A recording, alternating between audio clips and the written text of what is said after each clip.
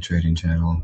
In this video, I'm going to be breaking down a trading session where I finished the day down minus 3.01 R. And I want to say this up front because it matters. This loss was not caused by the market being random. It was not caused by my strategy failing. This loss happened because I didn't trade my strategy, and that distinction is important, because if I misdiagnose the reason for a losing day, then I'll just end up fixing the wrong thing. Coming into the session, my plan was clear. I trade a divergence-based strategy. To the session, my plan was clear. I trade a divergence-based strategy. I focus on reversal and continuation setups with confluence. Now, I do not trade pure breakout or structure only price action, but I do use this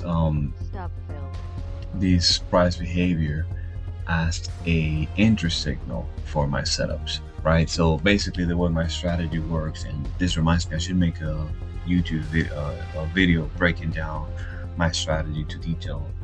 I think it will help you guys understand more of my perspective and what I'm seeing on the charts.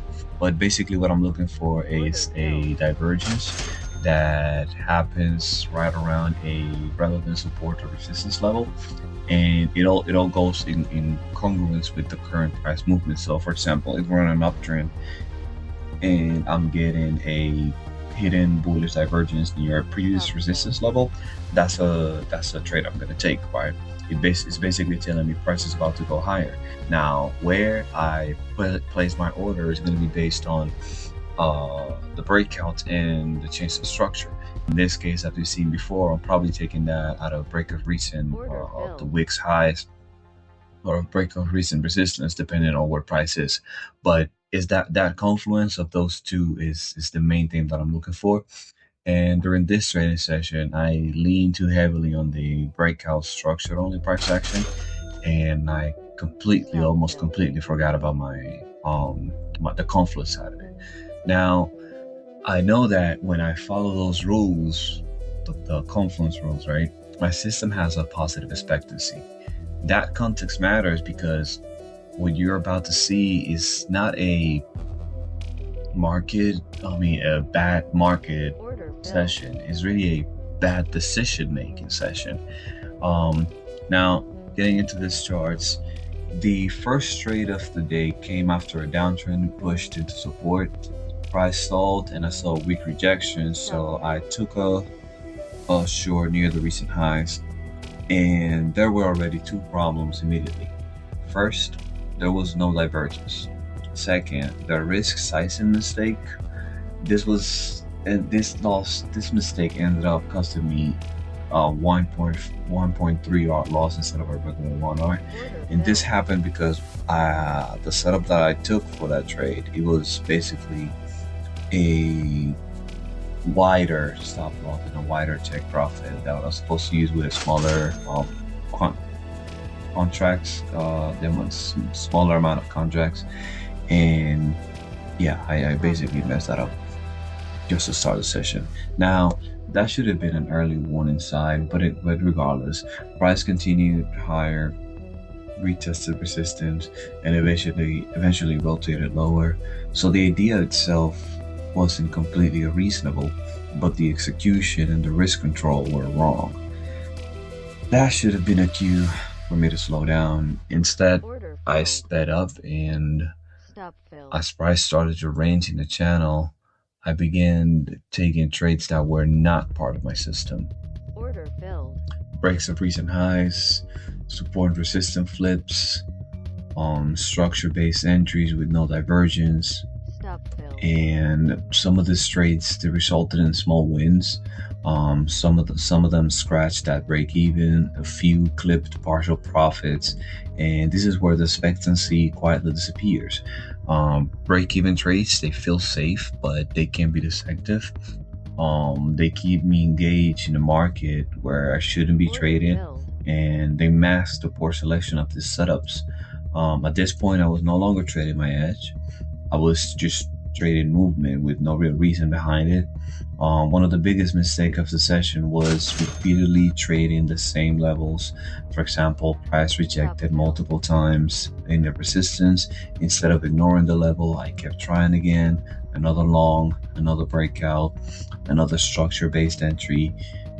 Each attempt reducing the probability of success of the trade. And this really wasn't adaptability. This was more me fighting with the confirmation bias. The market is telling me I'm wrong based on the setup I'm taking and how my orders were just being ignored or completely stopped out at entry. Now, midway through the session, I actually recognized the problem in real time. I knew these weren't my setups. I knew I was forcing trades, and I knew expectancy was no longer on my side. But recognizing the issue and stopping are two different things. I kept trading, thinking that I could trade my way back with logic, but that never works.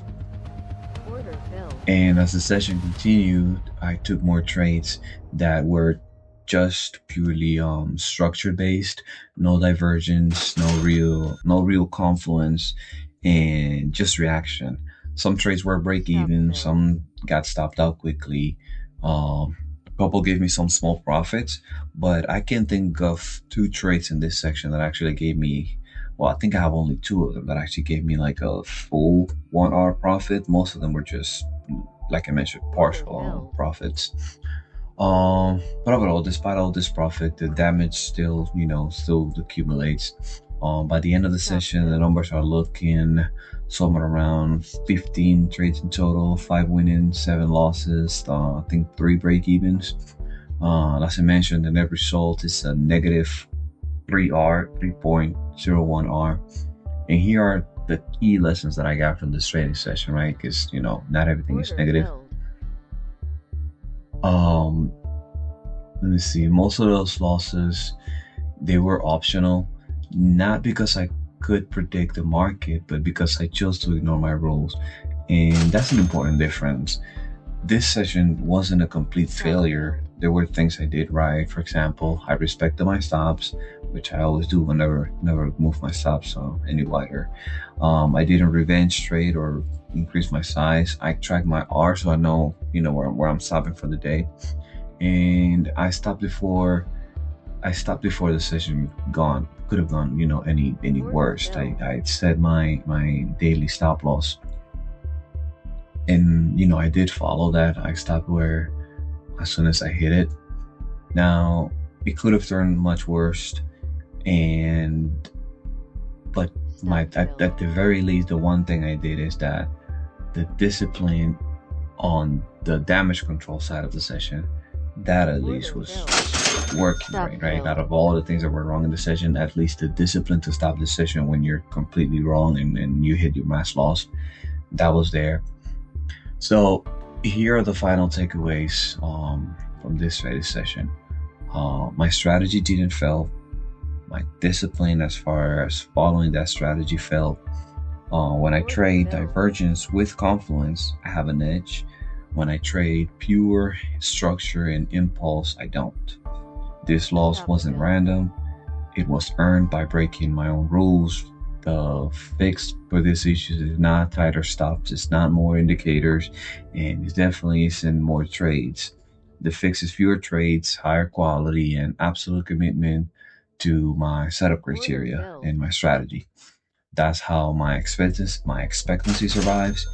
And because the market will always let me trade, but it only pays me when I'm doing my strategy, when I follow my setups, and I'm able to do what I've set up for myself. But anyway, that was this session. If you guys like this video, just like and subscribe, and I'll see you in the next one. Later.